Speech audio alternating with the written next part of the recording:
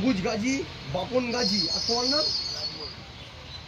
টাকা ফেললে অবাধে অনুপ্রবেশ, দালালদের হাত ধরে বাংলাদেশ থেকে পশ্চিমবঙ্গে।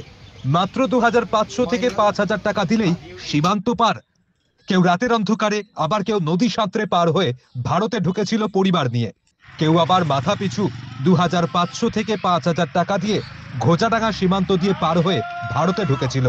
এমনই দাবি বাংলাদেশে ফিরে যাওয়ার জন্য হাকিমপুর সীমান্তে আসা বাংলাদেশিদের। আপনারা তো গরিব মানুষ, লক্ষ্মীর ভান্ডার পেতেন না?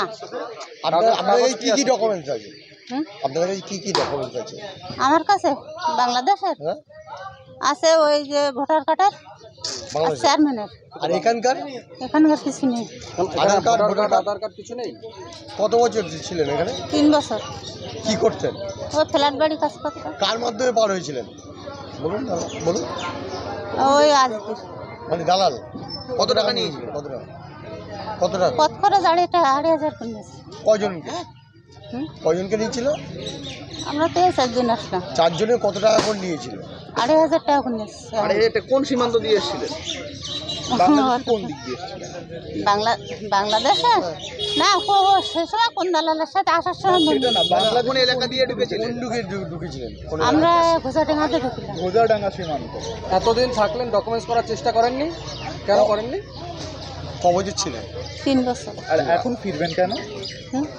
এখন আমরা থাকতে পারছি না। কি কেন?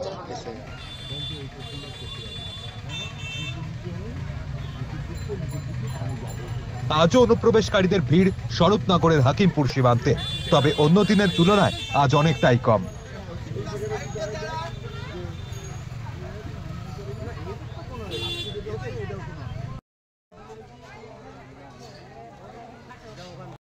কিভাবে এসেছি? আমরা খাল সাঁতার দিয়ে এসেছিলাম, বুঝলেন। আমাদের সঙ্গে 4-5 জন ছিল, এই মহিলা ফ্যামিলি ট্যামিলি সব ওইভাবে এসেছিলাম। কোন দিক থেকে এসেছিলেন?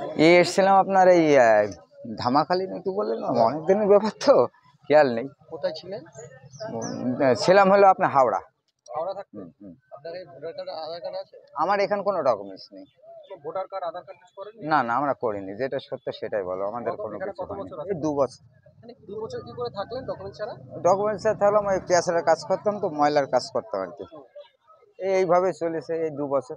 চেষ্টা করেনি ডকুমেন্টস করার? না, করেছে, অনেক বলেছে, আমরা করিনি। কেন করিনি? আমরা তো অনুপ্রবেশকারী, আমরা তো দেশ হলো বাংলাদেশ, আমরা এখানে আছি। এটা না, আমাদের অনেক লোকই বলেছে কম বেশি, কিন্তু মানে বলেছে কারা, যে আমাদের মতন পাবলিক, এরাই বলেছে। আমরা বলছি না, আমরা থাকবো না, যদি কোনো সময় যেতে হয় চলে যেতেই হবে, আমার তো দেশ না, তাই আমরা করিনি। এখন চলে যাচ্ছি যে এখানে এসআর চালু হয়েছে, এখানে বাংলাদেশি রাখবে না অনুপ্রবেশকারী, তাহলে আমরা কেন তাদের বড় কথা শুনবো? আমাদের স্বেচ্ছায় আমরা চলে যাব। বাড়ির মহিলারা লক্ষ্মীর ভান্ডার না না না, কোনো কিছু। যেটা হচ্ছে এই সীমান্ত দিয়ে যেতে পারবেন, এটা আপনাদের কে বলে? এখানে অনেক লোক আসছে শুনছি, তাই আমরা এসছি।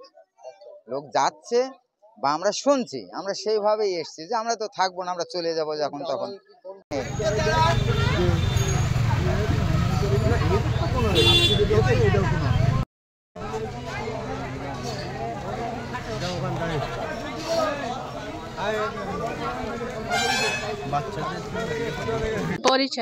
বরিশাল। এমনি এখানে কোথায় ছিলেন? এবারে আইসি চিকিৎসার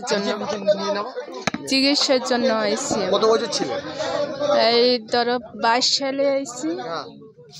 আর এই কয় বছর। আর কাগজপত্র, নথিপত্র এদেশে নেই, আমার নেই, কিচ্ছু নেই। কিসের মাধ্যমে পেতেন?